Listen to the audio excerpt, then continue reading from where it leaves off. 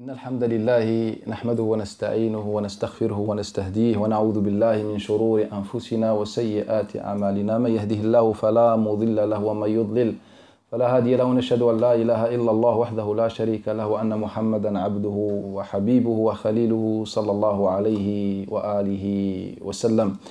Nous allons parler bi'idnillahi ta'ala dans cette assise sur les banques islamiques, et avant d'aborder ce thème, on va faire une introduction à ce sujet, le sujet de la finance et l'économie islamique, pour avoir une idée un peu, même si elle est en bref, mais au moins une idée sur la finance et l'économie islamique. Il faut savoir tout d'abord que Nabi sallallahu alayhi wa alihi wa sallam, dans le hadith que rapporte l'imam al-Bukhari d'après Muhammad ibn Sirin, d'après Anas ibn Malik, أن النبي صلى الله عليه وآله وسلم قال من سره أن يبسط الله أن يبسط له في رزقه وينسأ, celui qui aime être heureux par l'accroissement ou l'augmentation de sa fortune, de ses biens, et qu'on retarde son heure, c'est-à-dire l'heure de sa mort, qu'est-ce qu'il doit faire? قال il n'a qu'à maintenir le lien de parenté, ou bien ses liens de parenté ou ses liens de famille. Dans ce hadith, le Nabi sallallahu alayhi wa sallam nous appelle à préserver le lien de famille, mais aussi il nous transmet d'une manière indirecte l'importance de la finance et l'importance de la richesse en islam.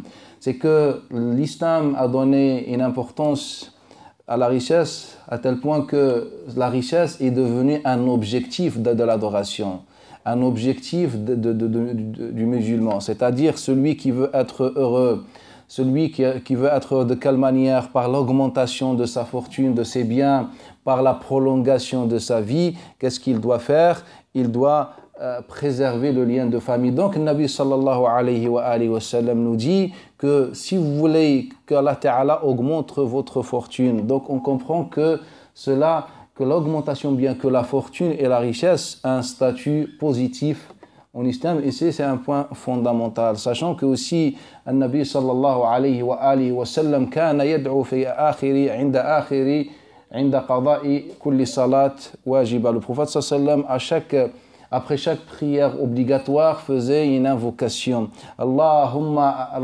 arzuqni malan asta'inu bihi ala fa'al fa innahu la fa'ala illa bimal. Oh Allah Ta'ala, donne-moi de la richesse. Oh Allah Ta'ala, donne-moi des biens pour que je les utilise pour fa'al, pour mes agissements, al-fa'al, c'est-à-dire faire, agir, apporter quelque chose. Car on ne peut pas, le prophète il nous dit à la fin, dans le sens, on ne peut pas agir si on n'est pas riche. Ce hadith, si Nabi sallallahu alayhi wa sallam, après chaque prière obligatoire, se dirige vers son Seigneur en lui demandant de lui donner une richesse, car la propagation de din, l'installation de din dépend de la richesse, cela nous montre d'une manière claire et sans ambiguïté que la richesse en islam est voulue et demandée. Et dans le hadith que rapporte l'imam al-Bukhari في الأدب المفرد من طريق حبيب أن النبي صلى الله عليه وآله وسلم قال لا بأس بالغنى لمن اتقى. Dans ce hadith que rapporte l'imam al-Bukhari dans l'Adab d'après Khubayb radiallahu anhu, le prophète sallallahu alayhi wa sallam nous dit: il n'y a pas de gêne, il n'y a pas de souci tant que la personne craint Allah Ta'ala. C'est-à-dire il n'y a pas de souci d'être riche ou d'avoir une richesse tant que la personne, tant que l'homme craint Allah Ta'ala. Donc tant que l'homme craint Allah Ta'ala, il peut demander la richesse. Et dans le hadith que j'ai cité, le hadith de Anas ibn Malik, le Nabi sallallahu alayhi wa sallam nous invite à adorer Allah Ta'ala pour quel objectif? Pour l'objectif de la richesse, pour l'objectif des biens. C'est un sujet, je pense, fondamental. Et pour corriger quelques mauvaise compréhension de din, que certains pensent que l'islam appelle les gens à renoncer au bien du bas monde, dans le sens de délaisser le bas monde, et cela, ce n'est pas un sens islamique. Le prophète sallallahu alayhi wa sallam nous a expliqué quelle relation on doit avoir avec la richesse, avec l'argent, avec l'économie, avec le monde matériel. C'est un hadith que rapporte l'imam Abu Nu'aym, l'imam Ibn Abi Dunya, وابن عساكر من طريق يحيى بن صالح الوحاضي قال حدثنا يزيد بن زياد البصري عن حميد عن أنس بن مالك أن النبي صلى الله عليه وآله وسلم قال ليس خيركم من ترك الدنيا للآخرة ولا الآخرة للدنيا حتى ينال منهما. Le meilleur d'entre vous, ce n'est pas celui qui a délaissé le bas monde pour l'au-delà. Et ce n'est pas non plus qui a délaissé l'au-delà pour le bas monde, jusqu'à ce qu'il atteigne les deux. C'est-à-dire que l'objectif d'un musulman, c'est d'atteindre la perfection dans le bas monde et d'atteindre la perfection dans sa relation avec Allah Ta'ala. Donc ça fait partie de l'adoration, ça fait partie de la relation, de la bonne relation avec Allah Ta'ala, d'acquérir une richesse. Et c'est un sujet important, on ne va pas rester très longtemps, mais c'est juste une idée générale pour vous transmettre que l'islam donne une grande importance. L'islam sacralise la question de l'économie et la puissance économique. On ne peut pas espérer d'avoir une religion, bien une civilisation comme celle de Mohammed sallallahu alayhi wa sallam sans qu'on donne une grande importance à ce point. Qu'est-ce que l'économie islamique? Mal iqtisad, qu'est-ce que l'économie islamique? En conclusion, on peut dire que l'économie islamique se base sur deux piliers et il a 3 ou 4 principes. Les deux piliers, c'est que l'économie islamique se base, il partage ou bien il met deux catégories des biens qui appartiennent à la société, les biens qui appartiennent à la société ou bien au public, à l'État, et des biens qui appartiennent aux individus. Pour comprendre ça, un homme un jour, un compagnon vient voir le Nabi sallallahu alayhi wa sallam. C'est un hadith que rapporte l'imam Ibn Abi Shayba fi al-Musannaf. C'est l'Abiyad ibn Hammal. قال جاء إلى النبي صلى الله عليه وسلم. Cet homme est venu voir le Nabi, l'Abiyad ibn Hammal رضي الله عنه. فقال يا رسول الله أقطعني أرض Ma'rib. Ô messager d'Allah Ta'ala, donne-moi un terrain, un terrain de la terre de Ya'rib. Ya'rib, c'est une ville au Yémen. Nabi sallallahu alayhi wa sallam, qu'est-ce qu'il a fait? Il a consulté, il s'est concerté avec les compagnons. Qu'est-ce que vous en pensez? فَقُلْنَا يَا رَسُولَ اللَّهِ إِنَّهَا أَرْضُ مِلْحٍ. Ô messager d'Allah, c'est une terre de sel, c'est-à-dire une source intéressante, importante du sel. فقال النبي صلى الله عليه وسلم لا أقطعكها, je te la donne pas, je te donne pas cette terre ou bien ce terrain. Pourquoi le Nabi sallallahu alayhi wa sallam a refusé? Le prophète a d'abord consulté les compagnons, donc on lui a dit, ô messager d'Allah Ta'ala, c'est une source fondamentale. C'est une source fondamentale. Donc là, le Nabi a refusé, car le prophète dans le hadith qui est notoire, rapporté d'après Omar, d'après Aïcha, d'après de nombreux compagnons, c'est un hadith notoire, célèbre. Le Nabi sallallahu alayhi wa sallam nous dit An-nasu shuraka fi thalat. An-nasu shuraka fi thalat. Les gens sont associés dans 3 choses. Al-ma, l'eau, al-kala, le pâturage, et an-nar. An-nar, ça veut dire le feu. Mais en vérité, le Nabi sallallahu alayhi wa sallam ne cherche pas à parler du feu, car le feu, c'est l'homme qui le provoque. En vérité, la source du feu, que ce soit du bois ou des métaux ou n'importe quelle chose. Le Nabi sallallahu alayhi wa sallam nous dit donc que les gens, dans une version les musulmans, mais la version la plus exacte, c'est celle qui dit les gens sont associés dans 3 choses, l'eau, le pâturage et le feu. Donc on comprend qu'il y a des choses fondamentales et qui doivent appartenir au public et non aux individus. Et par contre, il y a une autre catégorie de biens où il y a ce qu'on appelle le libre marché, c'est-à-dire as-souq al-hur, c'est-à-dire n'importe quel individu est appelé à s'investir, à apporter quelque chose qu'il peut. Et là, on a le hadith de Nabi sallallahu alayhi wa sallam qui est aussi notoire, célèbre, lorsque le Nabi nous dit Man ahya ardan mawatan fahiya lah, que celui qui redonne la vie à une terre morte, c'est-à-dire par la cultivation, par la construction des sociétés ou je ne sais pas, celui qui redonne la vie à une terre morte, c'est-à-dire celle-ci devient à lui. Donc dans ce hadith, je ne vais pas pouvoir rentrer dans le contexte de ce hadith car il y a un contexte tellement intéressant dans lequel le prophète a prononcé cette parole, mais en général, en conclusion, An-Nabi sallallahu alayhi wa sallam appelle les individus à faire des efforts, à s'investir, à cultiver, à travailler, que ce soit les terres, que ce soit les productions, n'importe quelle chose, ce qui veut dire que Nabi sallallahu alayhi wa sallam appelle à la propriété. Appelle à la propriété. Ce sont les deux piliers fondamentaux de l'économie islamique. Et puis on a des principes dans cette économie, dans ce système financier. Le premier principe, que l'argent, la monnaie n'a aucune valeur auprès d'Allah Ta'ala. La deuxième chose, que la monnaie en islam est stable. La monnaie en islam est stable. Qu'est-ce que la stabilité de la monnaie? Et qu'est-ce qu'on veut dire par cette expression que la monnaie n'a aucune valeur? N'a aucune valeur. N'a aucune valeur dans le sens que la monnaie n'est pas une marchandise. On ne peut pas la vendre, on ne peut pas non plus l'acheter, on ne peut pas la louer. C'est-à-dire, je ne peux pas utiliser la monnaie comme objectif, comme marchandise pour la vendre, etc. On ne parle pas d'interdiction de l'halal ou le haram, on parle de la philosophie islamique sur l'économie. Donc ce n'est pas une marchandise. La monnaie doit être considérée comme une monnaie, un outil d'acquérir quelque chose, d'acheter quelque chose, et non un objectif, une marchandise. Donc on ne peut pas prêter avec intérêt l'argent en islam. On ne peut pas vendre l'argent en islam, dans le sens que l'économie islamique ne préfère pas ce genre de transaction,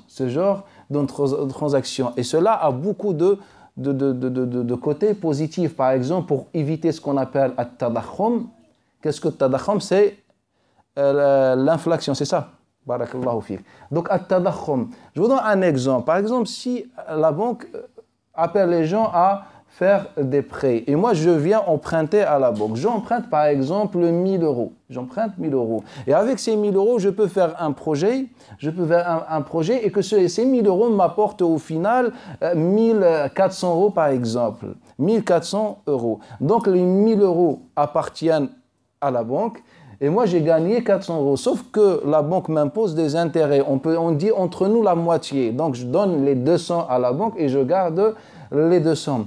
Mais il faut savoir que les taux d'intérêt sont changeants. C'est-à-dire que ça change. Ça peut diminuer comme ça peut augmenter. Si le pourcentage augmente, donc je vais toujours gagner les 1400 euros, mais cette fois-ci, je vais donner par exemple 300 euros à la banque et je garde 100 euros, c'est-à-dire on a la même marchandise avec un prix différent, avec une valeur différente, et ça, c'est ce qu'on appelle at-tadakhum, qui est négatif en islam. Donc la première chose, c'est que l'argent, la monnaie n'a pas de valeur en islam. Qu'est-ce que cela veut dire? Dans le sens que l'argent doit être utilisé comme outil et non comme objectif. On peut pas, on la vend pas, on l'achète pas, on la loue pas, etc. La deuxième chose, que la monnaie en islam, an-nuqud en islam, est stable.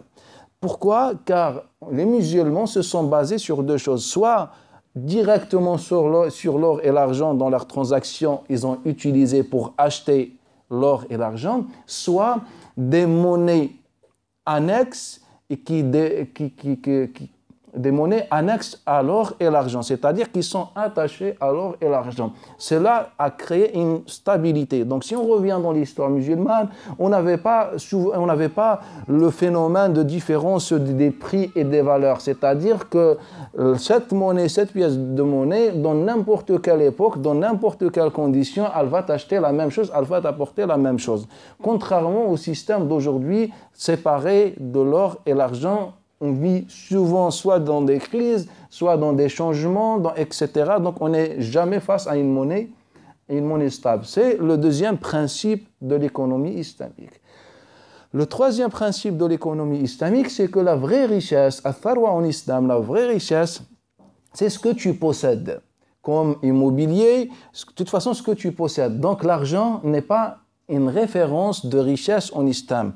En vérité, l'islam t'appelle tout le temps à investir cet argent pour avoir la vraie richesse. La vraie richesse. Et la troisième chose, le quatrième pilier ou bien quatrième principe, c'est que en islam, on ne peut pas imaginer de l'argent dormant, c'est-à-dire de l'argent qui est retenu quelque part. Pour quelle raison? Car on a la zakat qui attend.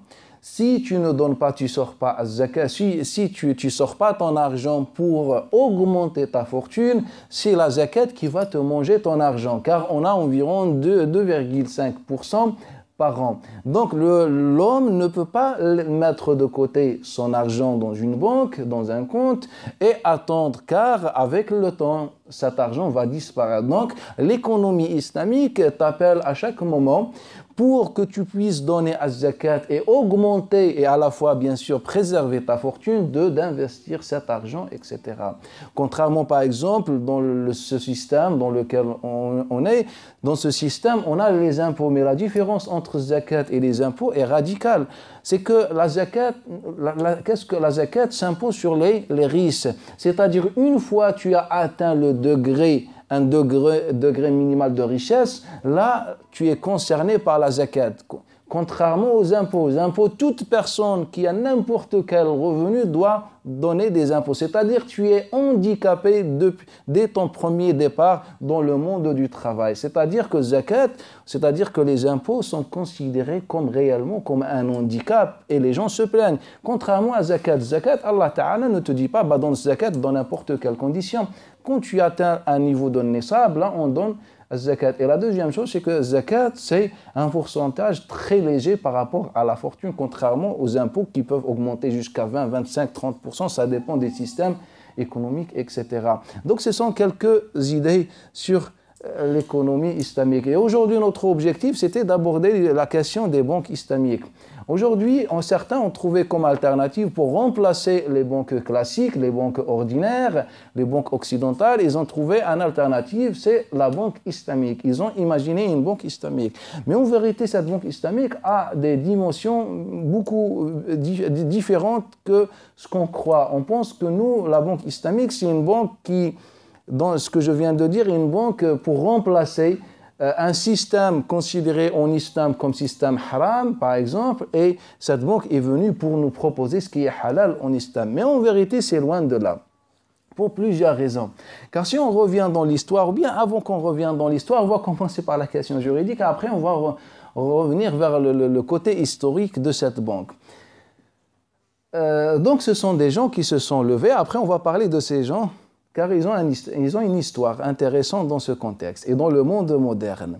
C'est que des gens se sont réunis, ils ont dit, entre nous, on va créer une alternative, on va remplacer cette banque occidentale par une banque islamique, dans laquelle on est attaché au livre d'Allah Ta'ala et la sunna de Nabi sallallahu alayhi wa sallam. Toi, quand tu vas dans ta relation avec une banque classique ordinaire, en vérité, pourquoi tu vas vers la banque? Soit pour déposer de l'argent, soit pour emprunter. Et donc, on va trouver pratiquement la même chose. Quand tu vas vers la banque islamique, tu veux soit déposer de ton argent, soit emprunter. Donc, quand tu veux emprunter, soit tu empruntes de l'argent, du liquide, soit de la marchandise. Après, on va parler sur le compte qu'on te propose à la banque. Donc, on a deux solutions. Moi, par exemple, je veux faire un projet. J'ai besoin d'argent, du liquide, pour faire un projet. Donc, je vais voir la banque. Dans la banque ordinaire, ce n'est pas compliqué. Une fois que tu remplis toutes les conditions, on te dit, voilà, on peut te prêter sans aucun problème. Voilà ce que tu nous dois. Rembourser avec un intérêt, ce que certains appellent al-riba, on a démontré ça.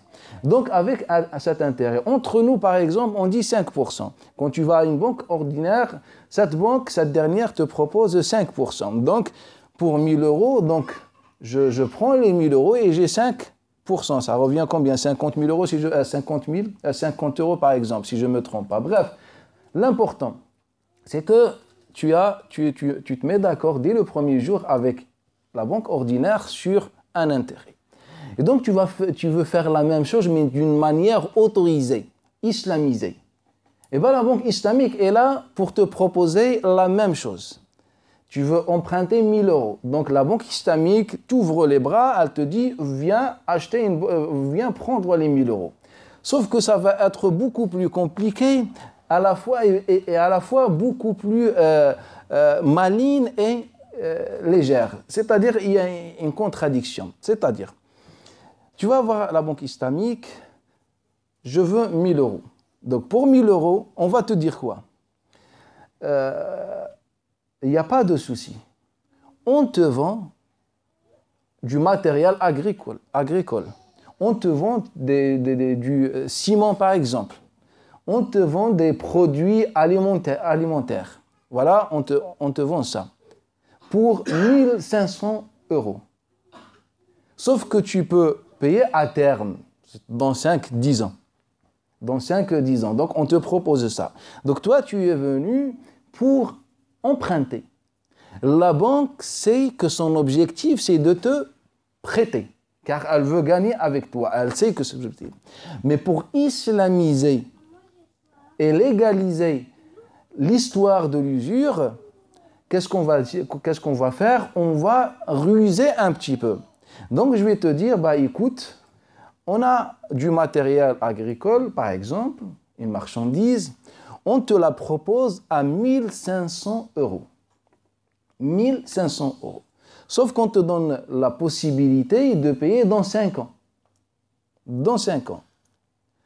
Et après, dans la même assise, on va te dire, jusqu'à là, tu n'as pas encore les 1000 euros. On va te dire, et on va vendre à ta place cette marchandise sur place. C'est-à-dire, on va déterminer une tierce personne, X. On va lui vendre ça, c'est-à-dire par procuration. La banque, dans la même assise, va vendre à ton nom la marchandise pour 1000 euros. Et on te donne les 1000 euros sur place. Est-ce que vous avez compris les démarches? C'est que toi, tu es venu pour un prêt. Tu veux 1000 euros. Dans la banque ordinaire, ce n'est pas plus compliqué que ça. Tu prends les 1000 euros et tu as, d'une manière mensuelle ou annuelle, peu importe, un intérêt à rembourser. Alors que dans la banque, soi-disant islamique, c'est beaucoup plus compliqué, c'est-à-dire on a utilisé un din pour des raisons de dunya.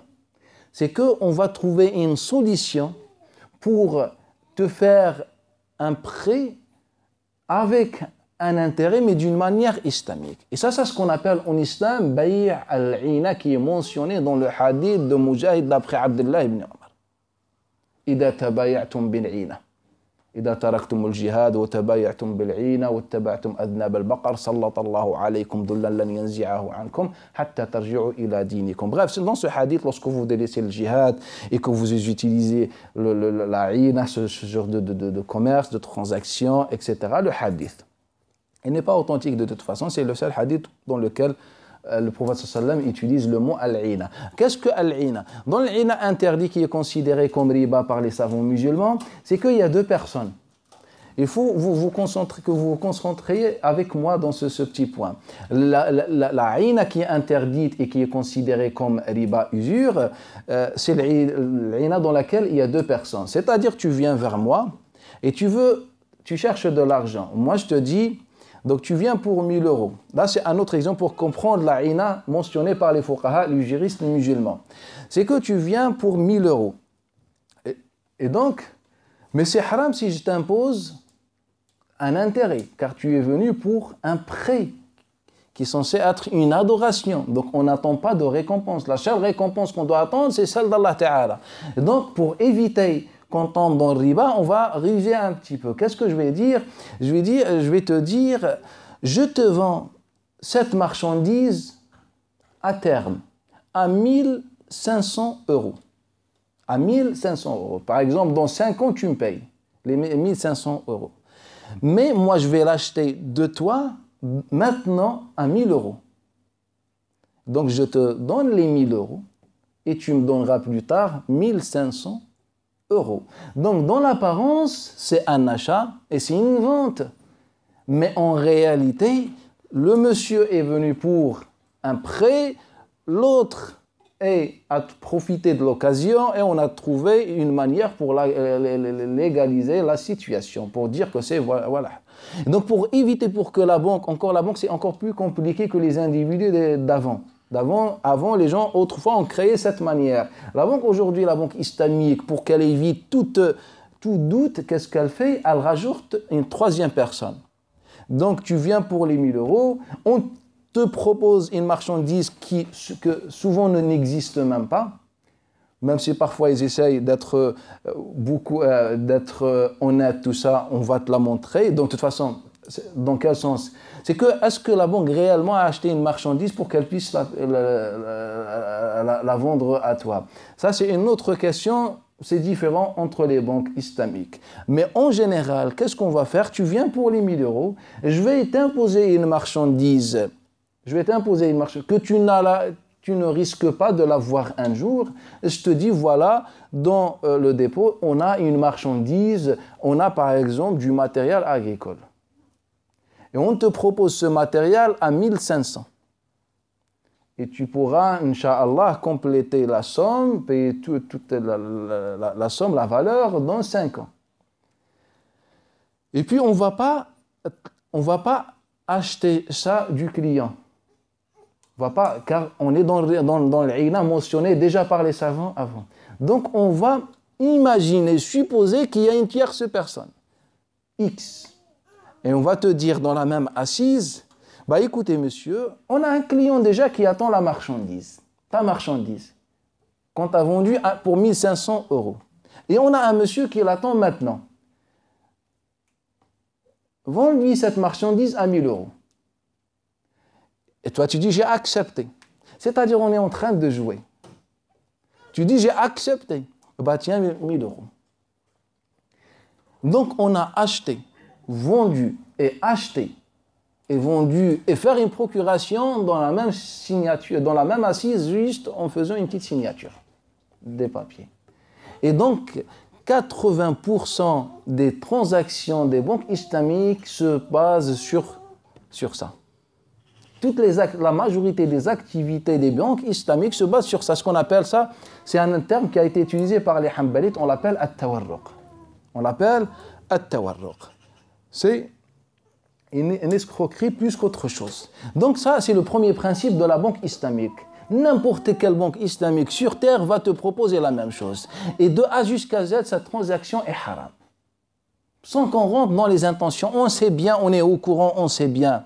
Et je pense que l'homme rationnel ne peut pas se tromper par ce que la banque fait. On sait bien que la banque est là pour vendre de l'argent. Et on sait bien que toi, le monsieur le nécessite, tu viens pour l'argent. Sauf que tu t'es retrouvé face à des gens escrocs, on t'a imposé d'acheter une marchandise et de la vendre dans la même assise et de gagner sur ton dos de l'argent. C'est ça l'histoire du premier principe de la banque islamique, la transaction la plus importante dans une banque islamique. Et de A jusqu'à Z, comme je disais, est haram en islam. Pourquoi? Car la première chose qui est haram, c'est que le client a vendu ce qu'il ne possède même pas. Car quand je viens te dire, bah écoute, j'ai de la marchandise dans X endroit et je t'ai trouvé un client, si tu peux lui vendre cela, est-ce que tu l'as vu cette marchandise? Est-ce que tu l'as possédée? Est-ce que tu l'as touchée? Est-ce que tu l'as déplacée? Est-ce que, etc. Tu n'as rien vu. Tu es assis dans un bureau.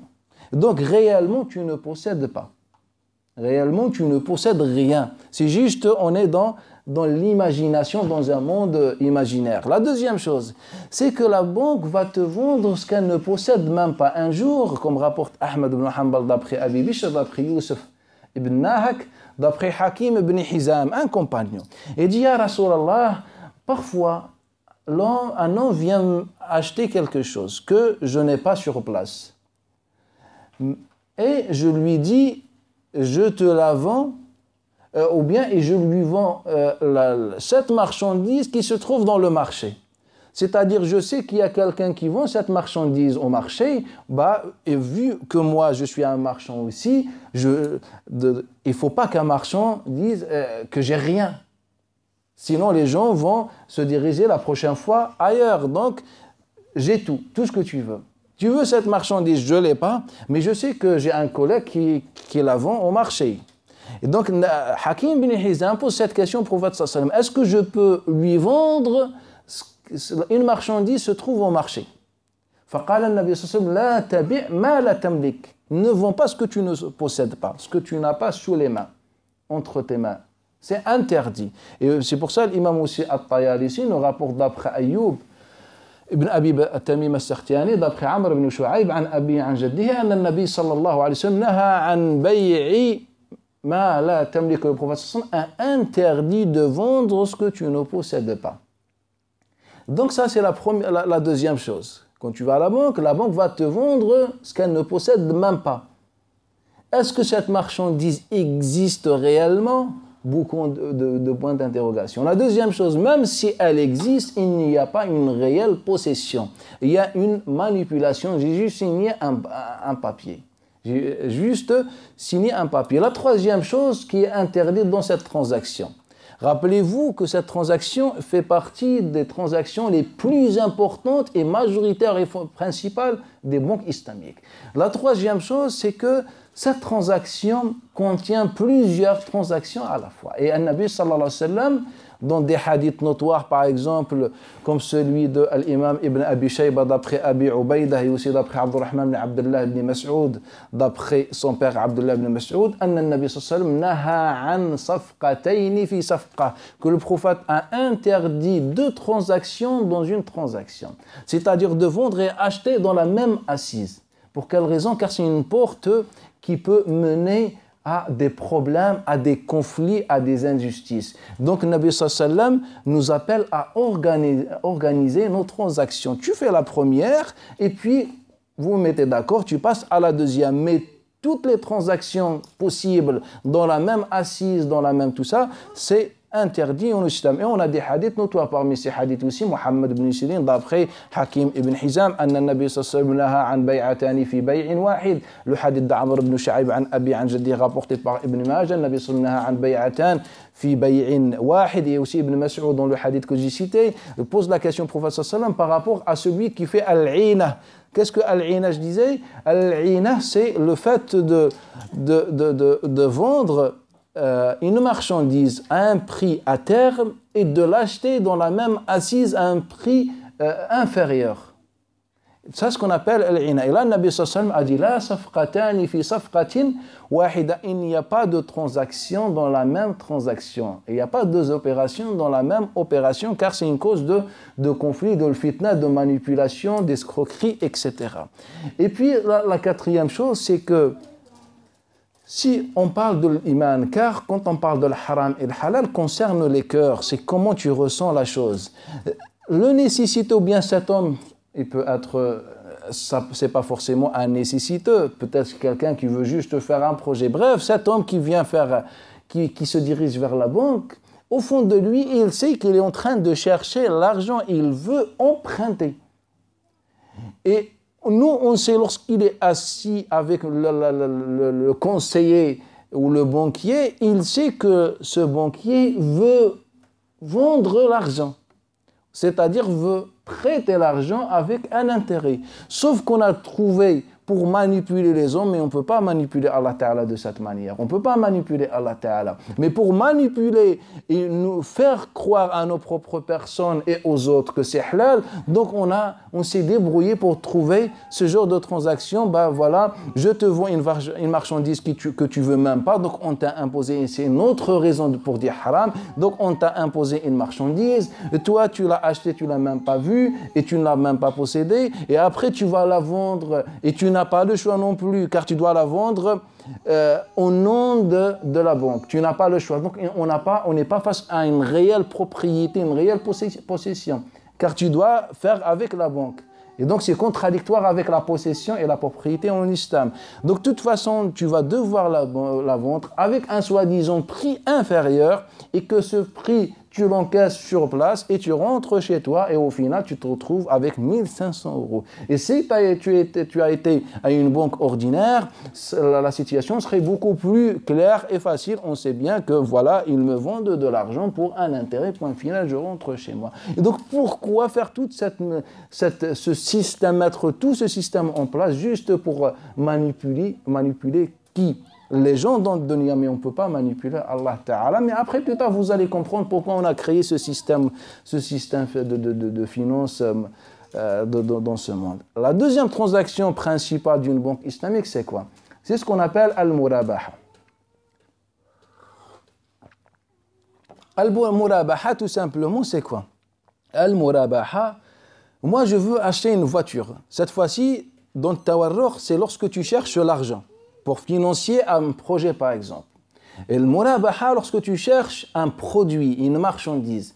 Par exemple, tu veux acheter une voiture. Maintenant, tu ne veux pas l'argent, tu veux une voiture particulière. Tu l'as dans ta tête, tu l'as vue par exemple. Et donc, tu vas voir la banque islamique et tu vas leur dire, bah voilà, écoutez, moi, je remplis toutes les conditions, c'est-à-dire les conditions imposées par la banque se trouvent dans toutes les banques. Donc, je remplis toutes les conditions et j'aimerais avoir cette voiture, cette marque, ce modèle, etc. Et bien, la banque te dit, ne t'inquiète pas, on va l'acheter pour toi. C'est-à-dire, on va l'acheter. Cette voiture, on suppose qu'elle coûte 1000 ou bien 10 000 euros, par exemple. Donc, sur le marché, elle coûte 10 000 euros. Donc, la banque, qu'est-ce qu'elle va faire? Elle va l'acheter et elle va te la vendre à 1500, 1200, 1300, ça dépend. Donc, elle va la vendre avec un intérêt. Et ça, c'est ce qu'on appelle al-murabaha. Après, ils vont nous dire que cela est autorisé. Et on a déjà évoqué, et c'est vrai, il est autorisé, ça reste une vente. Car autrefois, pourquoi ce genre de commerce existe? Car autrefois, moi je suis assis, je n'ai pas envie de me déplacer au marché. Je dis, écoute, un ami à moi, Abdullah, moi j'aimerais bien avoir cette marchandise, mais je ne veux pas me déplacer. Il dit, t'inquiète pas, je vais l'acheter et je vais te la revendre après. Je l'achète à 1000 euros et je te la revends à 1500 euros. Je dis, barakallahu fik, ça m'arrange, t'arrange le monsieur, il gagne avec. Tout simplement. C'est ça l'histoire de l'murabaha. Et donc la banque va nous dire, il est où le péché dans ça? On va leur dire, bien sûr qu'il n'y a pas de péché. Si le monsieur il est venu pour une voiture et que la banque a accepté d'acheter cette voiture et elle va lui revendre la voiture, donc la banque paye sur place la voiture à 10 000 euros, sauf que le monsieur, vu que la banque va attendre aussi, il va devoir payer la voiture à 10 500 euros par exemple, entre nous. Ou bien 15 000 euros, peu importe. Mais le problème, il y a des problèmes dans cette transaction. C'est que dans le cas sur lequel les savants se sont prononcés, il n'y a pas d'imposition. Il n'y a pas d'imposition. C'est-à-dire que l'homme, à tout moment, peut changer d'avis. Car il est libre, c'est mon argent. Si je ne veux pas acheter, je n'achète pas. Donc je peux dire, écoute monsieur, j'ai changé d'avis, ça ne sert à rien. Ça reste autorisé, tu es libre. Sauf que quand il s'agit de la banque, tu n'es pas libre car tu vas devoir signer un acte, un papier qui s'appelle Wa'd al-Ilzam. C'est-à-dire un papier de promesse, c'est-à-dire tu t'engages de payer la somme prévue. C'est-à-dire par exemple les 10 500 euros. Alors que la banque et le banquier n'a même pas bougé de sa chaise, il est toujours assis, il te donne un papier, tiens monsieur, signe que tu achètes la voiture à 10 500 euros. Est-ce que la banque a possédé cette voiture? Est-ce que la banque n'a rien fait, n'a même pas appelé, elle n'a encore même pas appelé. Mais tu vas devoir signer. Signer et tu vas devoir acheter avant que la banque fasse le nécessaire ou les démarches.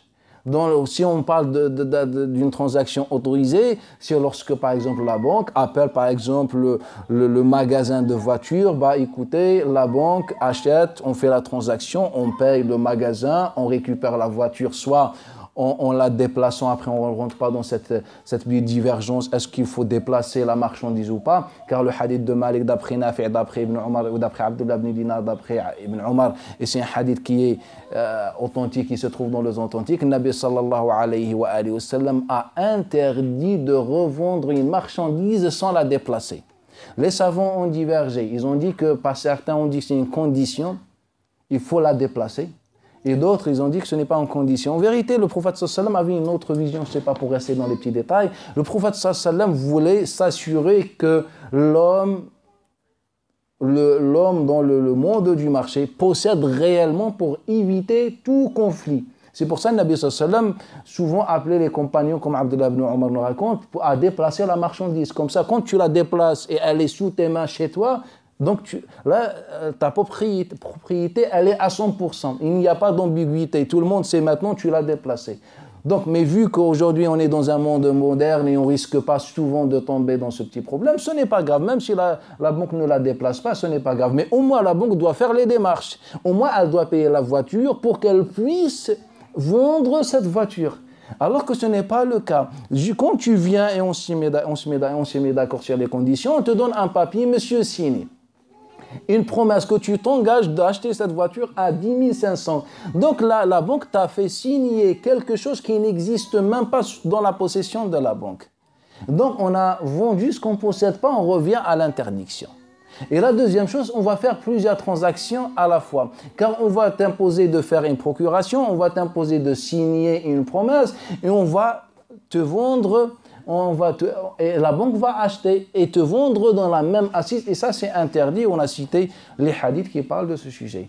Ça, c'est la deuxième activité d'une banque. Ce sont les deux activités fondamentales. Les deux activités fondamentales. Alors que la banque islamique est censée faire quoi? Vu qu'on a dit que l'argent ne doit pas avoir une valeur chez les musulmans en islam, c'est-à-dire que l'argent doit être utilisé pour produire, pour cultiver, etc. Donc la banque est censée faire quoi réellement, la banque islamique? La banque islamique doit investir, doit proposer aux clients un marché, une association, etc. Et de cette manière, on augmente ce qu'on appelle l'opération de l'offre et la demande. Et comme ça, pour produire, pour que tout le monde, pour trouver du travail, etc. Donc, c'est ça ce que la banque est censée faire, alors que ce n'est pas le cas. Alors que cette banque islamique existe 90% sur l'escroquerie. C'est que soit tu viens pour prendre de l'argent et on s'est débrouillé pour t'a trouvé ce qu'on a appelé at-tawarruq, soit tu viens pour une marchandise et on dit ce qu'on appelle al-murabaha et tu dois signer et on te vend sans qu'on possède rien et on achète et on vend dans la même assiette, dans la même transaction jusqu'à ce qu'on ne comprenne rien du tout. Et aussi parmi les activités qui sont connues chez une banque islamique, par exemple ce qu'on appelle bitaqat al-i'timan, c'est une carte de crédit. Qu'est-ce que cette carte de crédit? Par exemple, toi tu ne possèdes rien. Tu possèdes rien, tu n'as pas un compte intéressant à la banque, donc la banque islamique va te fournir une carte de crédit. C'est-à-dire avec cette carte, tu peux acheter tout ce que tu veux, alors que tu ne possèdes rien. La carte Visa, tu as un compte et tu dépends, tes transactions sont attachées à ce que tu possèdes réellement dans ton compte. Mais la carte de crédit que la banque islamique propose, en vérité, elle ne représente pas ce que tu possèdes réellement. En vérité, tu possèdes rien à la banque. C'est une transaction, c'est une opération qui se base entièrement, entre parenthèses, sur la confiance. C'est que toi, tu t'engages à payer une somme, les frais mensuels, pour avoir la possession de cette carte, et tu peux, à n'importe quel moment, selon les conditions bien sûr de la banque, à n'importe quel moment, acheter avec cette carte de crédit. Mais maintenant, quand je te donne une carte et tu dois payer par mois les frais de cette carte, qu'est-ce que cela veut dire réellement? Cela veut dire que cette banque te prête de l'argent et tu payes chaque mois un pourcentage ou bien chaque mois des frais. Et c'est ça ce qu'ils ont appelé un riba. Ils nous ont dit que la banque occidentale ou la banque ordinaire fait un riba. On leur a dit, mais qu'est-ce que le riba? Ils nous ont dit, un riba, c'est te prêter avec intérêt. Et on leur dit, mais subhanallah, vous faites la même chose. Qu'est-ce que vous êtes en train de faire? Vous êtes en train de faire la même chose. C'est que tu me donnes une carte de crédit, une carte, c'est-à-dire un feu vert, achète tout ce que tu veux, tu me rembourses avec un prêt tout simplement. Tu as un remboursement mensuel avec des frais avec. Et c'est ça. Et la deuxième chose, et à chaque fois que tu achètes, tu fais une transaction avec cette carte de crédit, tu dois encore payer des frais. Donc on a la deuxième chose. Mais on leur a dit, ça c'est encore un prêt. Ils nous ont dit, non, en vérité ce n'est pas un prêt. On leur dit pourquoi? Ils nous ont dit car les frais, ces intérêts, ils nous ont dit ce n'est pas un intérêt à usure. Ils nous ont dit en vérité ces frais ne dépendent pas de la quantité ou bien de la somme prélevée ou bien de la somme utilisée pour acheter, c'est des frais fixes et stables. Donc, ils ont joué sur la stabilité des frais pour nous dire, écoutez, ce n'est pas notre intention, ce n'est pas d'emprunter ou prêter ou je ne sais pas. C'est une transaction et vu qu'il y a des démarches administratives, etc., c'est normal qu'on reçoive des frais. Donc, mais après, quand on va vérifier encore, on va se rendre compte que la banque islamique fait certaines transactions gratuitement malgré les démarches administratives. Donc, on comprend que ces frais, ce n'est pas par rapport aux démarches administratives, les courriers ou signatures ou je ne sais pas, c'est des frais pour gagner de l'argent. Et la deuxième chose, ce sont des frais supérieurs aux démarches réelles, c'est-à-dire si les démarches administratives, etc., nécessitent par exemple entre nous 2 euros, eux, ils te prélèvent par exemple 5 ou 10 euros par mois. Donc ça ne correspond pas réellement à des démarches. Donc ce sont quelques exemples pour comprendre qu'il n'y a pas de banque islamique. On a islamisé la banque comme on a islamisé la politique, c'est-à-dire c'est qu'aujourd'hui les gens ont compris que pour pouvoir manipuler les musulmans, il faut venir vers les musulmans au nom d'Allah Ta'ala. Maintenant, même pour assassiner quelqu'un, il te suffit de dire Allahu Akbar et égorge-le, c'est halal. Et donc aussi, même pour escroquer les gens, qu'est-ce que tu dis? Banque islamique. Banque islamique, quand tu es dans un pays musulman, on crée un parti politique. Et qu'est-ce qu'on te dit? On ne te dit pas vote pour moi, pour mon projet. Non, vote pour Allah, pour l'islam. Donc, pendant les élections, tu entends que ça. Vote pour Allah. Vote pour l'islam. Car ça s'appelle parti islamique. Donc, toi, le musulman naïf, tu vas refuser de voter pour l'islam. Tu es un mécréant. Au fond de toi, tu ressens ça. Je suis un mécréant, un apostat, un traître. Je ne suis pas musulman. Et après, on te rajoute, rappelle-toi de tes origines, des origines arabes, musulmanes. On est des musulmans. C'est ça le corps dont le prophète sallallahu alayhi wa sallam a parlé. On te cite quelques versets, quelques hadiths. Tu es tombé dans le piège et tu votes pour Allah. Selon toi, alors que ce n'est pas pour Allah Ta'ala, tu votes pour les escrocs et qui utilisent l'islam pour des raisons politiques, personnelles, etc. C'est ça l'histoire de la banque islamique. Mais pour comprendre mieux, il faut qu'on revienne dans l'histoire. La première histoire avec les banques islamiques revient aux années 60, les années 70, lorsque les gens commençaient à réfléchir comment maintenant on a été envahi par les banques ordinaires. Des fatwas sont apparus. Nous ont dit que les banques ordinaires classiques sont haram. Mais maintenant, il faut qu'on profite de la situation. Ne sont pas des gens sincères qui ont voulu une alternative et on dit ils se sont trompés ou pas.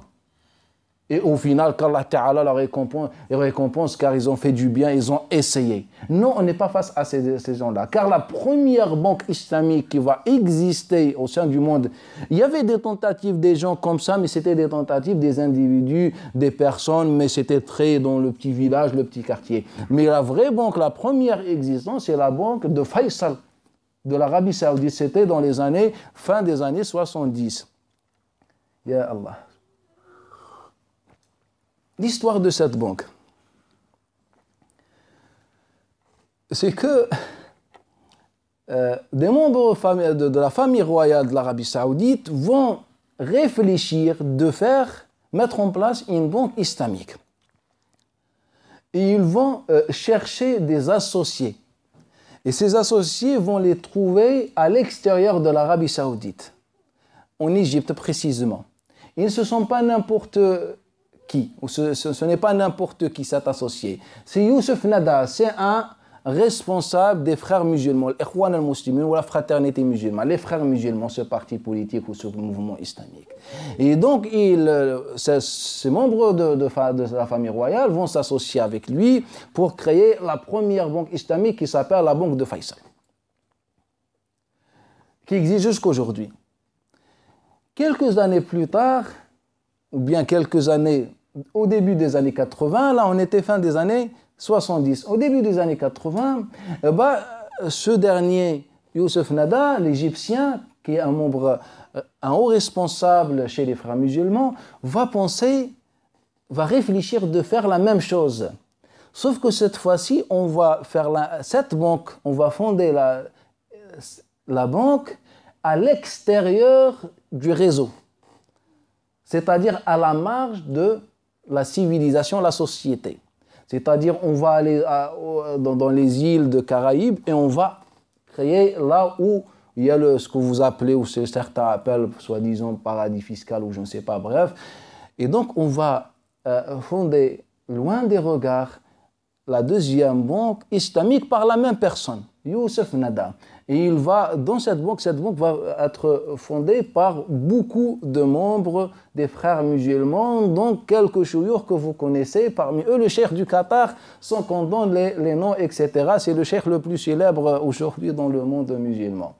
Et bref, donc avec la complicité. Donc cette banque va exister jusqu'à ou bien à la fin des années 70, la fin des années 90. La fin des années 90, dans un discours, une parole, il va sortir Youssef Nada, après des milliards et des millions de dollars investis par les musulmans dans le monde musulman, et déposés dans la banque, après des milliards et des milliards, il va sortir dans son interview célèbre, son discours célèbre, et va leur dire par Allah Ta'ala, je vous invite à faire des recherches. Par Allah Ta'ala, moi j'étais sincère, mais c'était plus fort que nous, on a fermé la banque, il n'y a plus rien. Jusqu'aujourd'hui, on ne sait pas où ces fonds ont disparu et qui a empoché ces fonds. Jusqu'aujourd'hui, faites des recherches. Ça s'appelle la banque At-Taqwa. La banque At-Taqwa. Et après, on a fait imaginer aux gens que ce sont les Américains, après la soi-disant histoire de Osama Ben Laden, on a soupçonné cette banque d'avoir financé ou aidé les islamistes ou bien les membres d'Al-Qaïda. Donc on a gelé les fonds de la banque et puis donc on s'est débrouillé pour trouver cette surface, etc. Et qu'au final, lui, sans aucune poursuite judiciaire, n'est rien du tout. Si on t'a soupçonné, on a des preuves, on a gelé tes fonds, normalement tu es censé être en prison. Non, il y a juste un discours, on est vraiment désolé. Barakallahu fikum pour votre confiance, jazakumullahu khair, il n'y a plus rien, on a fermé la banque, personne n'a récupéré aucun centime. Il y avait des grands chouyours que vous connaissez tous, je sens que je donne des noms, complices dans cette escroquerie. Au nom d'Allah Ta'ala. Pourquoi? Car les musulmans sont touchés par quoi? L'histoire de la vérité absolue. C'est comme les juifs. Allah Ta'ala, quand il a critiqué les juifs, si je veux connaître de qui Allah Ta'ala a parlé, c'est-à-dire de quel juif Allah Ta'ala a parlé dans le Coran al-Karim, dans l'islam, il faut qu'on revienne vers le Coran. Allah Ta'ala, dans Surat Al-Imran, nous a raconté l'histoire. Dans Surat Al-Imran, Allah Ta'ala, il dit وَمِنْهُمْ مَنْ إِنْ تَأْمِنْهُ عَلَى قِنْطَارِ يُؤَدِّهِ إِلَيْكَ. Que parmi dans le sens qu'il y en a parmi les juifs, c'est-à-dire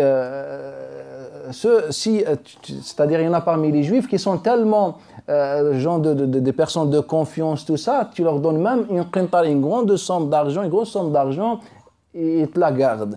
Mais on a, après Allah Ta'ala dans la même version,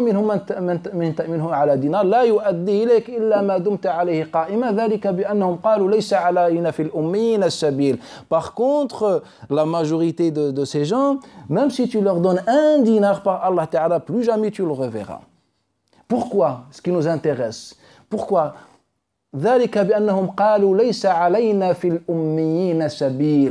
nous dit que c'est halal pour nous, ce sont les ummiyoun. On appelait les musulmans les ummiyoun. Donc c'est halal, on est meilleur que les ummiyoun. Les ummiyoun, ce sont les gens de l'enfer, de l'batil, de l'égarement. Et nous, les gens élevés, choisis par Allah Ta'ala. Donc c'est halal, c'est licite pour nous, illicite pour les autres. Et donc cet esprit existe jusqu'aujourd'hui. Pourquoi je te rabaisse, toi le musulman, toi la musulmane? Car moi, je fais partie des gens sauvés et toi, tu fais partie des gens égarés, innovateurs, etc. Pourquoi je te tue? Pourquoi je fais la médisance? Pourquoi? Car tu es dans l'enfer, tu es maudit, tu es égaré. Moi, j'ai la vérité absolue. De cette manière, on vous a dit, on est vraiment désolé. Nous, on était sincères, mais Allah Ghalab, c'est plus fort que nous. Votre argent, vos biens ont disparu. Aucune poursuite judiciaire, rien du tout. Et après, il est revenu et il est en train de faire la même chose, les mêmes activités, et personne n'ose de dire pourquoi ou le comment, etc. Pourquoi le comment, etc. C'est ça l'histoire des banques islamiques. On n'a pas des banques. Peut-être il y a des gens sincères, indépendants qui ont essayé. Certainement, il y en a des gens comme ça.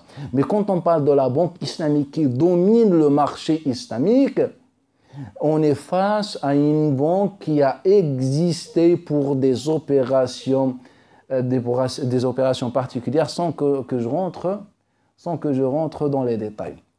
Je m'arrête ici, Inch'Allah ta'ala, pour vous donner le temps de celui qui veut faire, qui a une réponse, qui a une question, qui a une remarque. Bismillah.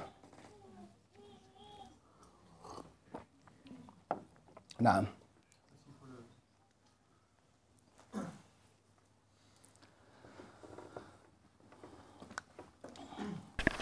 Cheikh, j'avais quelques questions concernant ce que vous avez dit. Bon, j'ai essayé de noter, mais je sais pas si... Vous avez parlé du système de finance islamique. Si j'ai bien compris, en islam, on ne vend pas la monnaie. Et j'aimerais savoir quelle est, sur cette première question, la différence avec les banques classiques qui, comme vous l'avez dit un peu plus tard dans la conférence, qui, elles, commercent avec la monnaie, qui vend la monnaie. Donc, est-ce que c'est pareil? Est-ce que c'est similaire ou... Non, en fait, j'ai expliqué que nous, j'ai dit que la monnaie islamique est stable. Car la monnaie islamique, c'est l'or et l'argent. Et c'est pour ça, après, j'ai dit, on ne vend pas la monnaie, ou bien la monnaie n'a pas de valeur, dans le sens, on ne la vend pas. Et bien sûr, on n'a pas le droit de vendre l'or et l'argent. Quand l'or et l'argent sont considérés comme une monnaie, là, il y a riba. Il n'y a pas de prêt avec intérêt. Mais là, ce qui est dans la banque, chez la banque ordinaire, on n'a pas l'or et l'argent, on a une monnaie posée, inventée par des hommes comme nous. D'accord, donc c'était pas toute monnaie, c'était le... Non. Et Cheikh, également, quand vous avez décrit le système de finance de la banque islamique, vous avez évoqué un système que vous avez critiqué parce qu'il, entre autres, vendait ce qu'il ne possédait pas. Et lors d'un échange avec un frère sur la question, il me disait qu'en gros, même si on considère que ce que fait la banque classique, c'est du commerce, et donc c'est halal, etc. En tout cas, on ne parle pas de riba ici. La banque classique, elle, utilise de l'argent pour ces transactions qu'elle ne possède pas en très grande partie. Parce que finalement, la très grande partie des fonds d'une banque, c'est en très grande majorité, c'est ce que les clients posent dans la banque. Donc ça appartient pas à la banque, ça appartient au client. Soit ça, soit une dette. Finalement, ce que possède réellement la banque, c'est ce qu'on appelle les fonds propres, ce qui représente peut-être une dizaine de pourcents. Donc est-ce que ce qu'elle fait, c'est considéré comme étant une transaction avec ce qu'elle ne possède pas ou pas? Est-ce que vous avez compris la question? Barakallahu fikum. Non, c'est une question intéressante. En fait, pour comprendre cette question, il faut qu'on revienne dans l'histoire. L'homme, lorsqu'il a pensé à créer une banque, façon de parler, c'est-à-dire, on vivait un moment où on utilisait dans nos transactions l'or et l'argent. Aujourd'hui, tu peux payer avec une carte bleue, avec un chèque, avec quelques billets de monnaie que tu as dans tes poches. Autrefois, les commerçants utilisaient l'or et l'argent. Par exemple, un commerçant qui souhaite faire un commerce, il utilise l'or et l'argent. Et donc, quand il gagne quelque chose, il la met chez lui. Il y avait des vols, il y avait des attaques, des agressions. Donc, qu'est-ce que ces vols, tout ça, ont incité les gens à penser à une nouvelle méthode, ou bien ont incité certaines personnes à trouver une solution. Quelle est cette solution? C'était les premières banques apparues. C'est-à-dire que, voilà, moi, je suis quelqu'un de confiance, vous me ramenez ce que vous gagnez, vos biens, l'or et l'argent que vous avez, les biens, tout ça, tout ce qui est précieux, ou moi je mets ça dans un coffre, je surveille ça, et je vous donne un papier comme quoi tu as déposé chez moi ton nom, la date, tu as déposé chez moi cette valeur. Et puis, de cette manière, pour lutter contre le vol, tout ça. C'était dans l'histoire. Et puis, avec le temps, on a enlevé, on ne voyait pas l'utilité de mettre le nom et le prénom. Une fois tu as ce papier, donc avec ma propre signature et la valeur, donc je sais que c'est authentique. Donc on a enlevé le nom et les prénoms. Et avec le temps, parfois, à cause de la flemme ou je ne sais pas, ou fainéantisme, tout ça, parfois on était on n'avait pas... On n'allait pas chercher l'or et l'argent pour faire une transaction. Parfois, je dis, voilà, j'ai cette somme, voilà, elle est chez le banquier, cette banque de l'époque, tiens le papier et quand tu voudras, tu vas la récupérer. Donc avec ce papier, tu peux aller un jour récupérer ce que ce papier correspond comme or et argent. Donc c'était les premières transactions de l'époque, les premières transactions. Ce qu'il faut savoir que celui qui accepte de garder l'argent des gens ne le fait pas gratuitement. Lui, il l'a fait pour gagner sa vie et il a le droit.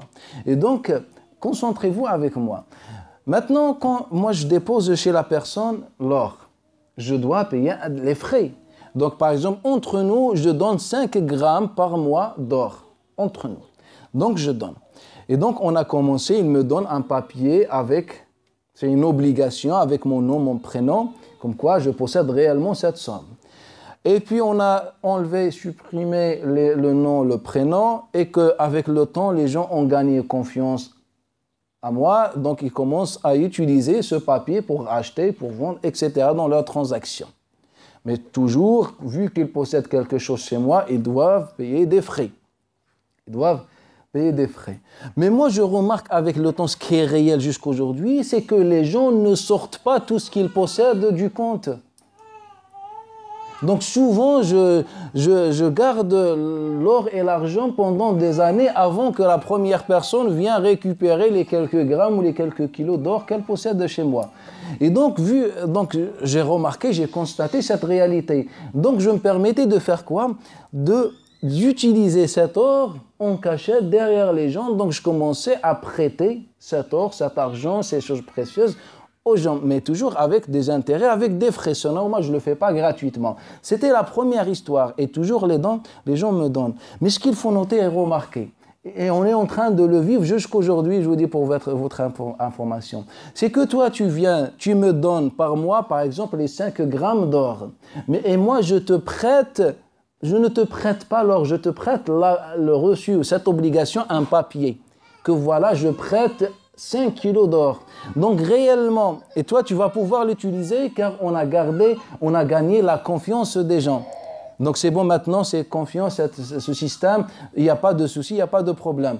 Et donc, tu vas le faire. Mais à la fin du mois, tu me donnes les 5 grammes. C'est que toi, tu travailles, c'est que toi, tu galères dans ta vie, dans ton quotidien pour gagner un peu d'argent et tu me donnes la monnaie réelle, l'argent réel, c'est-à-dire les 5 grammes d'or et moi, je te donne de l'argent imaginaire, virtuel qui n'existe pas réellement. Je te donne juste un papier. La seule valeur de ce papier, c'est que vous me faites confiance, barakallahu fikum, qu'Allah vous récompense. Inch'Allah ta'ala vous fasse parmi les gens du paradis. C'est ça l'histoire. C'est que vous n'allez pas venir un jour me dire on souhaite vider tout le compte. Ça n'existe pas. Dans la tradition, c'était comme ça. On a accepté. Et donc, je fournissais des papiers et les gens au retour me donnent l'or réel. Donc, c'était des réserves. Je mettais de côté. Et donc, c'était la première. Donc, on gagnait beaucoup d'argent et là, on a pensé de faire quelque chose de complet, tout ça, et on a créé la première banque. Donc, il se nourrit par la sueur, l'effort des hommes. L'effort et des hommes. Aujourd'hui, si on revient à ce jour-là, à cette actualité, on est en train de vivre la même situation. C'est que quand on parle de la monnaie aujourd'hui, on peut remarquer qu'il y a 2 sortes de monnaie. Une monnaie qui existe et une autre qui n'existe pas. La monnaie qui existe, c'est les réserves de la banque centrale. Et puis la réserve de la banque centrale nous lâche quelques pièces de monnaie. Tout ce que vous possédez comme argent, billets et pièces ne représentent qu'une partie des réserves de la banque centrale, Banque al-Markazi. Et plus de 90%, ce sont des transactions qui se basent sur l'ancienne histoire, la confiance, mais aujourd'hui c'est plus compliqué, c'est des chiffres, des signatures, des papiers, des chèques, des chéquiers, etc. Et donc, au retour, nous, lorsqu'on va à la banque, je prends mon sac d'argent, quand je gagne de l'argent, je vais à la banque, je dépose à la banque. La banque va me fournir un papier, va fournir à l'autre un papier, c'est-à-dire, je vous donne un exemple. Par exemple, moi, je mets 10 000 euros sur mon compte. J'ai gagné, j'ai vendu ma voiture, je vais mettre les 1 000 euros. Qu'est-ce que la banque va faire? Elle va prendre un exemple, elle va prendre les 1 000 euros, elle va prêter à Mohamed, par exemple, 5 000 euros, à Abdul Qadir va prêter 2 000 euros, et elle va garder une partie des réserves que la banque centrale lui impose. Donc, on va garder une partie. Sinon, 90% de ces 10 000 euros, maintenant, sont un peu dans la nature, tout ça. Et puis, ces gens vont me donner de l'argent réel, ce sont les intérêts, ils vont me donner. Et moi, au final, cette transaction m'a coûté absolument rien du tout. Au contraire, avec le monsieur qui a ramené les 10 000 euros, j'ai gagné un pourcentage. Avec ces gens, je vais gagner le pourcentage. Au final, tous vont rembourser la somme avec des intérêts. Donc, imaginez combien de personnes font la même chose. Dépose l'argent. Donc, à chaque fois, on va appliquer la même chose. Donc, on a deux sortes de monnaie. Une monnaie réelle qui correspond au moins à quelque chose et une monnaie qui n'existe que sur les papiers, que l'encre.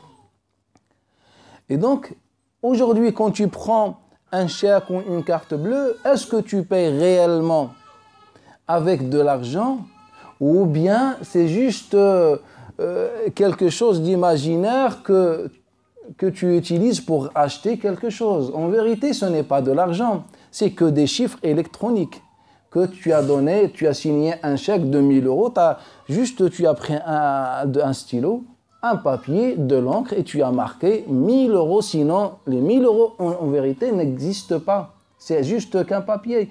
Et donc, et ça, c'est un autre problème qui touche aujourd'hui toutes les banques. Et ce problème touche la banque islamique comme il touche la banque ordinaire. Les deux vivent la même situation. C'est qu'on n'est pas face à de l'argent. On est face à des escrocs, un système injuste. Si un jour on veut apporter quelque chose de positif à notre dîn, à notre islam, c'est comment on devient indépendant, comment on se libère, on se révolte, on boycotte ce système de finances, que ce soit les banques islamiques ou les banques ordinaires, car tous représentent un système unique. Et donc, autrefois, pour votre information, autrefois, en quelques années, ça n'a pas duré longtemps, peut-être une trentaine d'années, même pas. Et la fin de cette période, c'était le début de la Première Guerre mondiale, 1914. C'est que l'argent, la monnaie, on fabriquait la monnaie en fonction de la quantité réelle de l'or et l'argent. Donc, on a, d'une manière universelle, on s'est mis, c'est-à-dire les pays, les régimes, les États se sont mis d'accord sur cela. Mais cela n'a pas duré longtemps. Chez les individus, chez certains États, certains pays, donc, a duré beaucoup plus longtemps. Beaucoup, et cela existait chez les musulmans depuis des siècles et des siècles. Mais le jour où on s'y met d'accord, c'était la fin du 19e siècle et on s'est arrêté début de la guerre mondiale. Pour quelle raison? Car pendant la guerre, il y avait le risque de voler, de prendre l'or et l'argent. Donc si on te vole l'or et l'argent, tu n'as absolument, il te reste plus de monnaie, plus d'argent liquide, c'est-à-dire qui correspond à cette quantité, c'est-à-dire ton système économique va s'effondrer. Et donc, pour éviter ce problème, on a pris une décision de séparer, et pour que la monnaie, le liquide, l'argent, la monnaie, soit indépendante de l'or et l'argent, soit indépendante. Et après la Première Guerre mondiale, on a essayé de rétablir ce lien entre la monnaie et l'or et l'argent. Il y avait des tentatives, comme chez les Anglais, etc., mais ça n'a rien donné. Et après la Deuxième Guerre mondiale, le monde s'est mis d'accord sur la fin de cette période, de cette expérience, la relation et le lien entre la monnaie et l'or et l'argent, etc. Mais au final, qu'est-ce qu'on a remarqué lorsque la monnaie était attachée à l'or et l'argent? On a remarqué une stabilité de monnaie. Et la deuxième chose qui est plus importante, on a remarqué que le système est contrôlé entre nous par l'or et l'argent, par la quantité réelle, c'est-à-dire il y a une forme de justice. Mais depuis qu'on a remplacé l'or et l'argent, le pouvoir de l'or et l'argent par le pouvoir politique, car maintenant c'est la banque centrale, c'est l'État, c'est quelques individus qui détiennent cela, qui décident, qui fabriquent la monnaie et qui décident. Donc depuis qu'on est livré à ces gens, maintenant on n'est plus face à la justice ou bien au contrôle du pouvoir de l'or et l'argent. Maintenant on est face dans tout notre système, celui qui dirige, ou bien on a des individus qui dirigent le monde réel, le monde réellement. Ces individus, ils nous dirigent. Au moins, autrefois, on était attaché à l'or et à l'argent. Tu as 5 kilos d'or et d'or, bah, tu as ce que correspond à ces 5 kilos comme monnaie et ça s'arrête là. Ça s'arrête là. Mais maintenant, aujourd'hui, on est livré à des individus. Donc, on vit certainement dans certaines conséquences et on n'a pas le choix. On est dans un monde de nécessité. Bien sûr que quand tu payes, quand tu achètes quelque chose, il faut que tu mettes dans ta tête que tu n'es pas en train d'utiliser une monnaie réelle. Tu achètes. Mais maintenant, la question qui se pose aussi, comment on peut qualifier cela? Est-ce que c'est acheté par une dette ou bien acheté par garantie? Car quand je te donne par exemple un chèque ou bien quand je te fais une carte bleue, un exemple, et tu as des numéros. J'ai appuyé sur valider sur le numéro 500 qui correspond à 500 €, mais réellement ça n'existe pas et ça n'a jamais existé. C'est-à-dire, cela ne correspond pas à des billets qui existent dans un coffre-fort. Ça n'existe pas, c'est que dans la tête et dans les chiffres. Ce sont les hommes qui ont voulu ça. Donc quand je te donne, je signe ou bien je valide les 500 €. Dans ce cas-là, est-ce que j'ai utilisé une dette pour acheter? C'est-à-dire, je t'ai dit, bah voilà, la banque me doit 500 € et donc je t'oriente vers la banque pour que tu sois remboursé, ou c'est une garantie.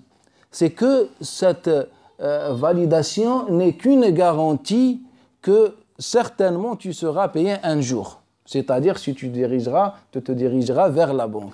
Maintenant, comment on peut qualifier? Est-ce que ces dettes, on achète avec les dettes ou on achète avec les garanties? Maintenant, la qualification, moi, je pense qu'elle n'est pas importante. Même si beaucoup de savants ont interdit d'utiliser les dettes dans les transactions, mais on a quand même une base de hadith de Nabi sallallahu alayhi wa sallam. Il y a un chapitre juridique qui s'appelle Al-Hawala. Dans ce hadith, le Nabi sallallahu alayhi wa sallam, il dit dans le sens que quand tu as une dette et celui qu'on a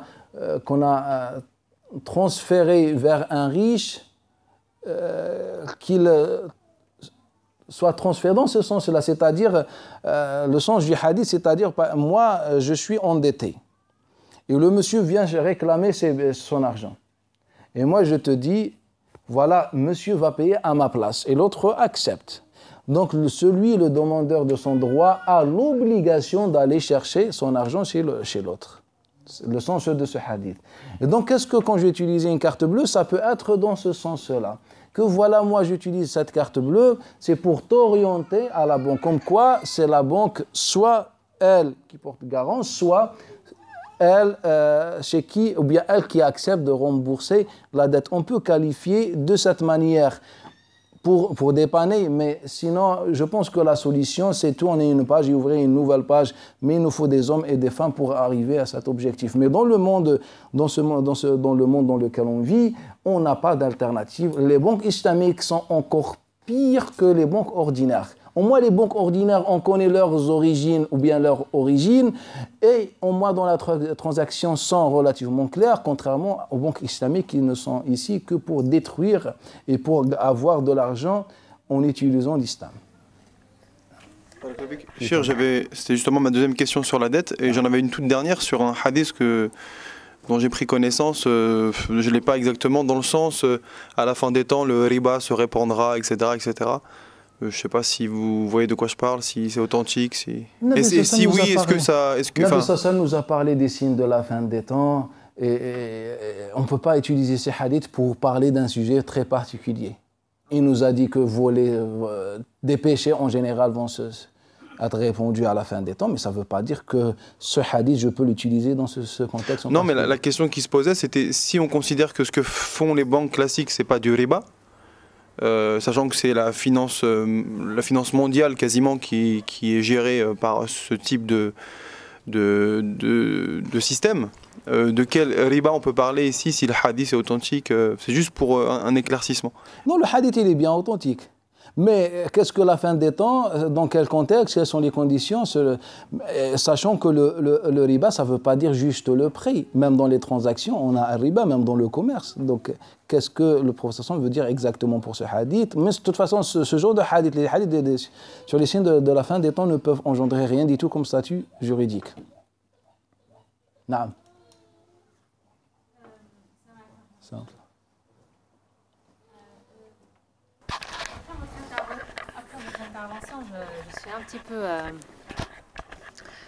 Je suis un petit peu, comment vous dire, je suis coupée entre deux. Parce que je connais des personnes qui sont vraiment dans l'effort de fournir des services financiers authentiquement islamiques.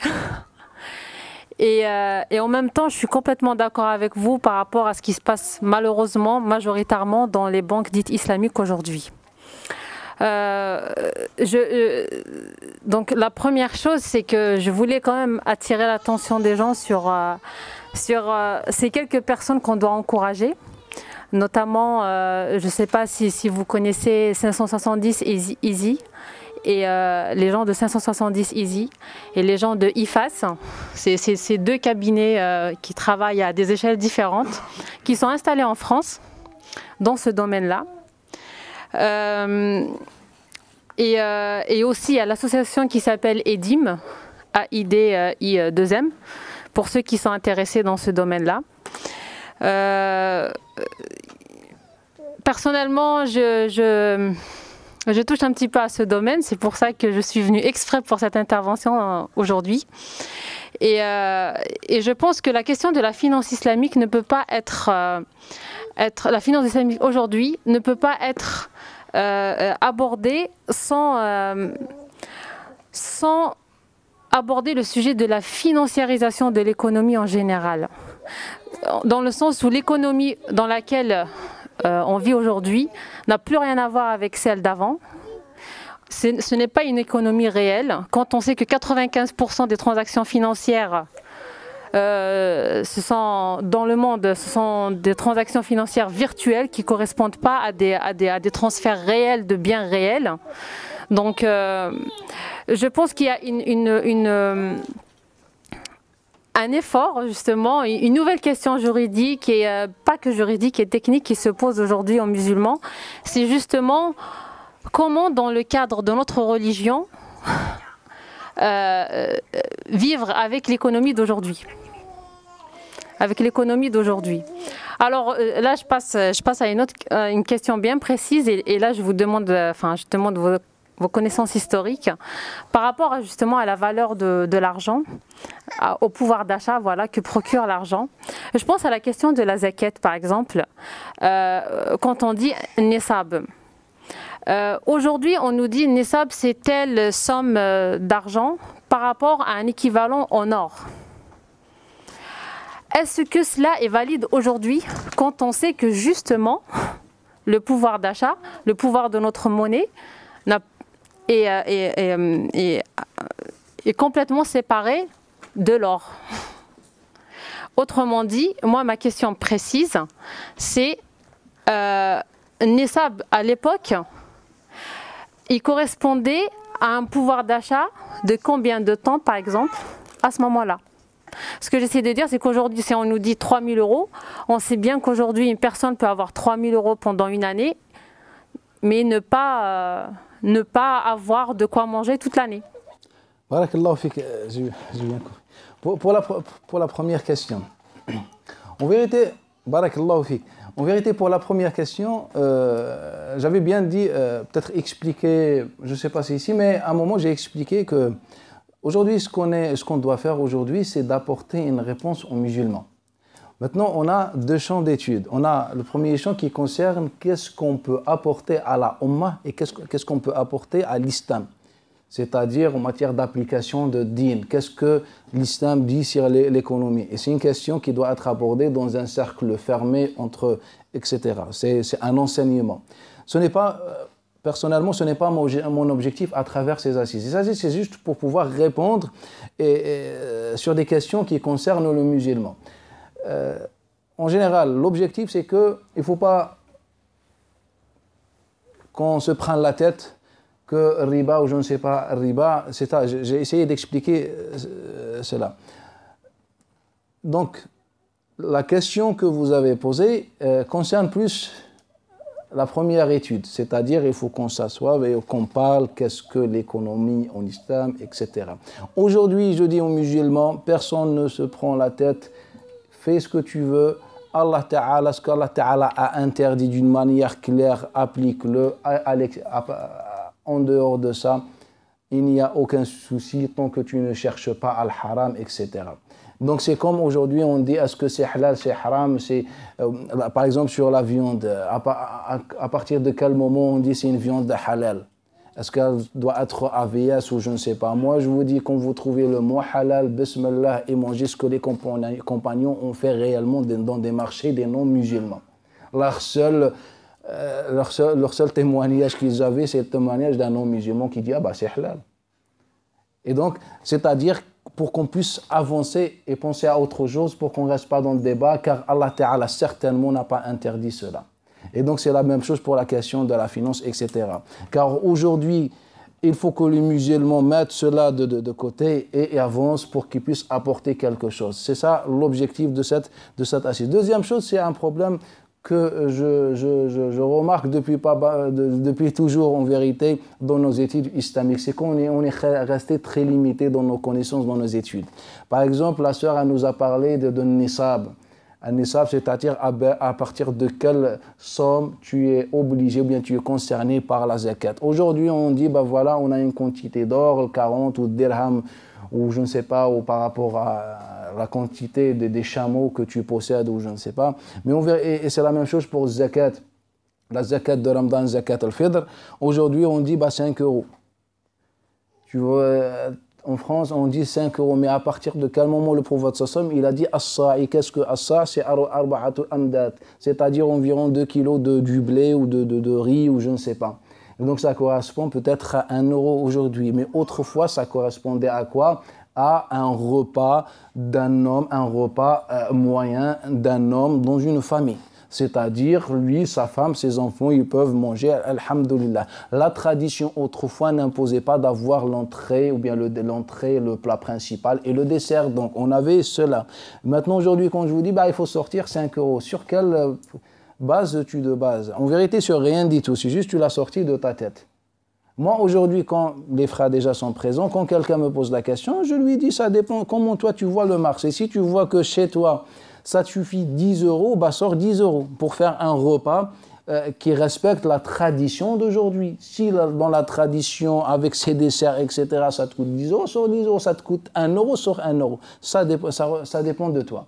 Et donc, dans ça, par exemple, on a un problème. Et après, dans les nisab, on a un problème. Aujourd'hui, tout à l'heure, ce que je disais que la différence entre zakat et les impôts, c'est que les zakat sont imposés comme ça. Il n'y a pas de sagesse derrière. Alors que les zakat te donne la possibilité d'acquérir la richesse et les biens, et puis, c'est-à-dire de te marier, de construire une maison et d'avoir une somme d'argent. Et à partir de ce moment, on te dit, dans le zakat, c'est obligatoire. Mais maintenant, quand je dis 3 000 euros, et tu me dis l'argument, c'est que autrefois, on se référait à cette quantité particulière d'or. Voilà, ça veut dire que tu n'as rien compris de ad-din. Allah Ta'ala, comme salat, comme les autres adorations, ne nous a pas précisé le prix exact ou bien le critère de la richesse. Ou bien il n'y a pas de prix exact, une somme exact retenu pour déterminer le riche du pauvre et distinguer le riche du pauvre. Ça revient à la tradition. Si aujourd'hui 3 000 euros, et réellement 3 000 euros ne représentent absolument rien du tout, on ne peut pas dire, vu 3 000 ou 4 000 ou 5 000 euros, tu as cette somme, tu vas devoir sortir à zakat. Moi, je pense qu'on n'est pas dans la sagesse de l'islam.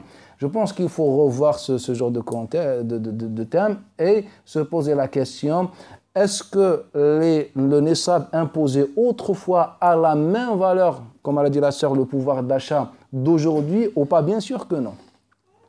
Bien sûr que non. Donc, il faut qu'on revienne à l'histoire et qu'on détermine avec le Nisab qu'est-ce que tu pouvais acheter, posséder, etc. pour avoir une idée approximative sur le pouvoir d'achat d'un Nisab et puis d'essayer d'appliquer ça. Même si on diverge sur peut-être la valeur, mais au moins on a réfléchi. Mais de dire aux gens, bah écoutez, bah, la mosquée de Paris aujourd'hui nous a dit 4 265 € et 5 centimes. Bah, un exemple. Sur quel critère? On n'est plus dans la justice, même pas par rapport au fait qu'il n'y a plus de lien entre l'or et l'argent, mais c'est par rapport au pouvoir d'achat. Le Nisab aujourd'hui, c'est rien du tout. Tu possèdes 5 000 ou 4 000 €, ce n'est pas une richesse ni une référence. Avec quelques charges, une amende ou deux, bah, tu n'as plus rien du tout. Et donc, il faut qu'on réfléchisse. Est-ce que vous avez question sur le thème? Sinon, j'ai un sujet qui me dérange dans ma tête. Je voulais... Bismillah.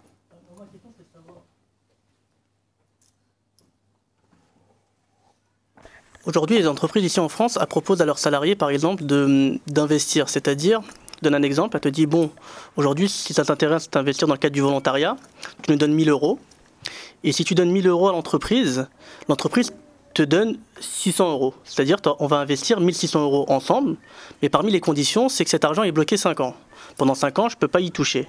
Sachant que cet argent va être investi quelque part, dans quelque chose que je n'ai pas la connaissance. Ça veut dire, peut être investi dans l'armement, dans l'alcool, je ne sais pas, je ne peux pas répondre à cette question. Le fait de donner 1 000 € et eux me donnent 800 € comme ça gratuitement et de l'investir et bloquer 5 ans, est-ce que j'ai le droit de le faire dans le cadre du volontariat ou pas, ou de m'abstenir? Il n'y a aucun problème, c'est ce qu'on appelle al-mudaraba. Je donne à quelqu'un de l'argent, je fournis des fonds et puis il fait le commerce. Une fois je suis d'accord et que ça ne me dérange pas, je lui dis, je te donne le feu vert, fais ce que tu veux comme commerce. De toute façon, moi, je prends ce pourcentage de ce qu'on gagne. De ce qu'on gagne. C'est ce qu'on appelle al-mudaraba. Sauf que dans ce cas-là, j'ai la certitude que je vais gagner les 800 € en tout cas. C'est ça. Et donc là, on a déjà abordé ce sujet dans la fois passée. On a montré que le Nabi sallallahu alayhi wa sallam aussi a accepté ce genre de transaction, c'est-à-dire j'abandonne mon droit, je dis c'est pas grave de toute façon, même si je perds, je te donne ça. Donc je le fais volontairement, il n'y a pas d'imposition, on n'a forcé personne, ça reste un commerce mudaraba, aucun souci. Et le fait qu'il soit investi dans quelque chose où on ne connaît pas, à des gens qui peuvent... Si tu es d'accord, moi je te dis, bah bismillah, tu as le feu vert, je suis d'accord, ce n'est pas... C'est bon. Sauf si on me force, ça c'est une autre question. Mais une fois je signe, je suis d'accord, fais ce que tu veux avec cet argent, je suis d'accord. Maintenant, même s'il fait l'alcool ou je ne sais pas, il est non-musulman, ce n'est pas mon problème. Mais moi, je suis musulman. Et c'est quoi le rapport? C'est que c'est dans le cadre, non pas forcé, c'est-à-dire j'ai le choix de m'abstenir et le choix de le faire. Après, ça dépend de toi, si tu veux, tu veux pas. Mais de toute façon, juridiquement, rien ne t'empêche de participer. C'est une possibilité qu'il soit, par exemple, qu'il soit investi dans l'alcool, par exemple, mais ça reste un non-musulman, et c'est lui qui fait cela, et il n'y a aucun problème.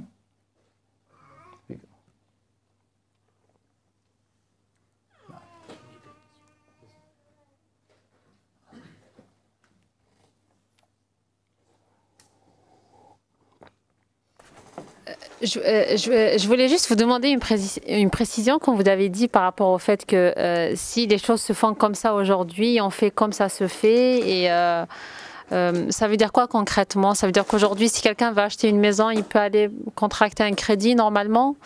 Ou ça veut dire... concrètement, vous vouliez dire quoi exactement en fait? Concrètement, je veux dire quoi exactement? Sur la question du crédit, j'ai déjà répondu la fois passée. Avec les détails. Mais en général, ce monde, nous, on vit dans un monde de nécessité, dans beaucoup de domaines. Je pense que vous comprenez ce que je veux dire. Dans un monde de nécessité, parfois c'est plus fort que nous, parfois c'est le système, c'est l'autorité qui souhaite ça, qui nous impose ça, ou qui veut faire ça. Parfois c'est le monde. Donc on n'a pas le choix. Donc juridiquement, on n'a pas le choix. On est soit dans la nécessité dans certains sujets, soit dans d'autres sujets. Par exemple, si on parle de la question de finances, par exemple, si je veux faire un crédit ou je ne sais pas, juridiquement, aucune chose ne m'empêche de faire un crédit avec intérêt ou je ne sais pas. Aucune. Je vous ai donné un exemple déjà sur les compagnons qui l'ont fait et ça pose aucun problème, ça n'a jamais posé un problème à ces compagnons, rien du tout. On n'a aucun argument en islam qui te dit que c'est haram. On a absolument un argument, j'ai déjà expliqué ce point. Mais ça ne veut pas dire que le système de finance est masha'Allah. Maintenant, comment faire, c'est plus fort que nous. Donc maintenant, ce que le musulman attend de nous, il attend de nous une réponse sur son quotidien. Moi, si je lui dis, écoute, en fait, la banque, en général, voilà d'où elle a commencé. C'est de l'escroquerie, c'était ça, on rentre dans l'histoire, Mais qu'est-ce que cela peut apporter à un simple musulman qui veut une réponse dans son quotidien? Et donc, nous, on dit, vu que juridiquement, au niveau des textes, rien n'empêche, bismillah, sachant aussi que ce n'est pas le système que l'islam accepte ou apprécie.